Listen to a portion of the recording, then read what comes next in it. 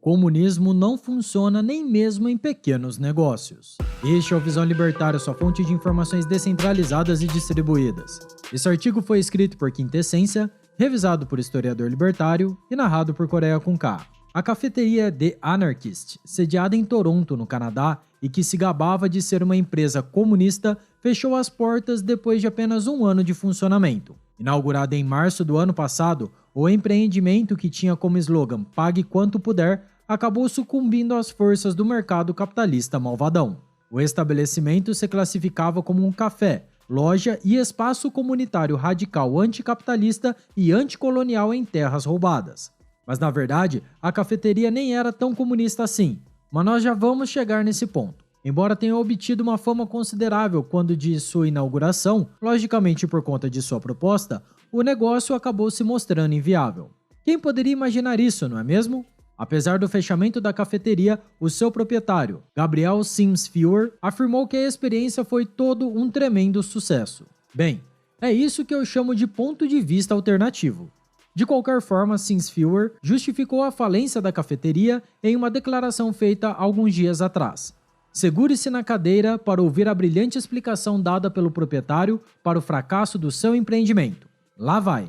Infelizmente, a falta de riqueza geracional capital, semente de fontes eticamente falidas, me impediu de enfrentar tranquilamente a temporada de inverno ou de crescer nas medidas necessárias para ser sustentável a longo prazo. Mas afinal de contas, como a cafeteria The Anarchist funcionava? O que a levava a ser considerado um empreendimento comunista, uma vez que ela tinha até um dono? Se o seu palpite é de que essa cafeteria era um bistrô para riquinhos, vestidos de vermelho, com boina de Che Guevara e um quadro do Marx pendurado na parede, bem, você acertou em cheio. Ao que consta, a cafeteria canadense estava longe de ser um estabelecimento considerado acessível. Para fazer jus à proposta de ser comunista, a The Anarchist oferecia o café simples a um preço classificado como "pague quanto puder". A partir daí, supomos que quem não pudesse pagar pelo café podia beber de graça, mas não há nada confirmado quanto a isso.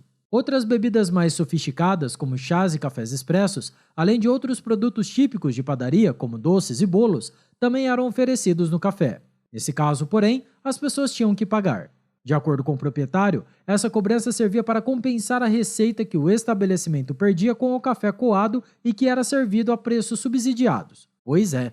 Também era permitido aos visitantes olhar a vitrine e usar o banheiro sem pagar. Uau, quanto comunismo, você não acha?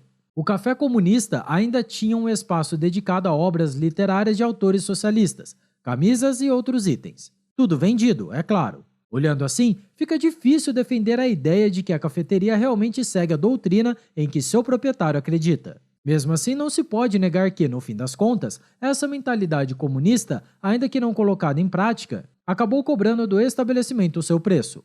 Esse caso, inclusive, é muito parecido com outro empreendimento sediado em um rico país capitalista, mas que se auto-intitula uma empresa comunista. A padaria La Conquête du Pain, sediada em Paris, na França, buscou nessa nefasta ideologia o seu nome. Vem de uma famosa obra do movimento, conhecido como anarcocomunismo. O título, A Conquista do Pão. Essa padaria vai um pouco além em relação à cafeteria canadense. Ela não tem donos, funcionando como uma cooperativa. Mas ainda assim, eles cobram pelos produtos, é claro. De qualquer forma, os cooperados afirmam defender igualdade com liberdade, uma coisa que é obviamente contraditória. Afinal, toda igualdade forçada suprime a nossa liberdade, pois somos naturalmente desiguais e únicos. Só podemos ser iguais no trato perante a lei, em direitos e deveres. Mas voltando a The Anarchist, o grande problema da cafeteria realmente eram os preços oferecidos aos clientes. Os frequentadores do local reclamavam do alto preço dos produtos vendidos na cafeteria, além de, é claro, apontarem para a óbvia hipocrisia do dono do estabelecimento. Segundo alguns clientes, a empresa alegava estar contra os valores errados do capitalismo, mas se preocupava demais com o dinheiro. É aquela velha história. É muito fácil ser comunista na teoria. Na prática, contudo, todo mundo gosta mesmo é de um bom dinheirinho e de ostentar um alto padrão de vida. Para começo de conversa, se essa cafeteria canadense realmente fosse comunista, ela sequer poderia ter dono. Afinal de contas, a ideia por trás dessa ideologia, e que inclusive lhe concede o nome pelo qual foi conhecida na história, é a propriedade comum dos meios de produção. Ninguém é dono de nada, pelo menos efetivamente. Um estabelecimento privado que vende produtos num sistema competitivo de mercado e que busca o lucro é, portanto, totalmente incompatível com o comunismo. Isso sem tocar no ponto das classes sociais. Afinal de contas, como citado, a cafeteria não era para o povão, mas para os riquinhos de Toronto. Se há propriedade privada dos meios de produção, então não há comunismo. Da mesma forma, se há um sistema de preços praticado livremente, em competição com outros estabelecimentos, também não se pode dizer que essa cafeteria é realmente comunista. Afinal de contas, como bem sabemos e como nos conta a história, o comunismo fracassa justamente por não ter um sistema de preços eficiente, exatamente pela abolição da propriedade privada. A hipocrisia é a palavra-chave dessa história, até porque não existe melhor lugar no mundo para se ser comunista do que um país capitalista ocidental.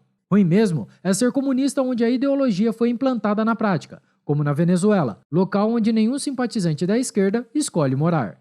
Esse experimento, portanto, é uma representação fidedigna dos comunistas ocidentais, que fingem aderir às ideias marxistas, mas que não abrem mão das benesses do capitalismo. Coloque a cafeteria The Anarchist do lado do socialista de iPhone na prateleira da hipocrisia esquerdista. Será bem merecido. O café canadense é basicamente um negócio capitalista, só que pintado de vermelho, para atrair os riquinhos da esquerda. Dessa vez não deu certo, mas essa grife costuma funcionar em outros meios, especialmente na política. Para o empreendimento canadense, faltaram coisas mais importantes numa economia de mercado do que ideologias furadas. Coisas como preços atrativos, um diferencial competitivo e produtos de qualidade superior à dos concorrentes. Porém, a coisa seria muito pior se a cafeteria realmente procurasse ser um experimento comunista, sem sistema de preços, com propriedade coletiva e sem interesses capitalistas. Ao invés de uma cafeteria fechando as portas, poderíamos ver nascendo em Toronto uma mini Coreia do Norte ou uma mini Venezuela. Acredite ou não, ser uma empresa capitalista falida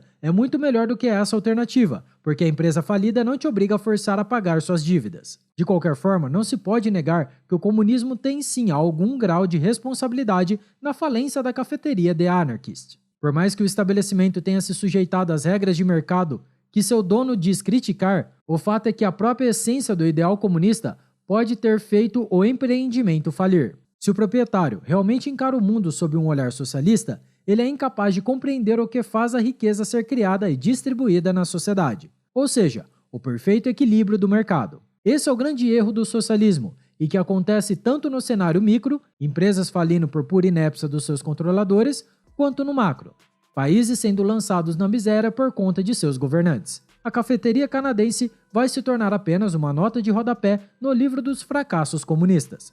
Já enquanto empreendimento capitalista que faliu, a The Anarchist chega a ser esquecível. Sua tentativa de se travestir de socialismo para ganhar uma grana dos esquerdistas incautos acabou não dando muito certo. Talvez Gabriel Sims Feuer tivesse mais sorte nos negócios se abandonasse de vez suas ideias esquerdistas para empreender de verdade. Contudo, parece que ele não vai mudar sua mentalidade tão cedo. A declaração feita pelo falido empresário esbanja toda a finesse de um típico comunista nascido num país rico e capitalista. Foda-se os ricos, foda-se a polícia, foda-se o Estado, foda-se o campo de extermínio colonial que chamamos de Canadá. Faltou ele dar um foda-se para o comunismo e aprender a entender as regras de mercado de verdade. Obrigado por sua audiência. Se você gostou desse vídeo, clique no ícone de curtir abaixo e compartilhe em sua rede social. Se deseja ser notificado de outros vídeos, inscreva-se no canal e depois clique no ícone da campainha.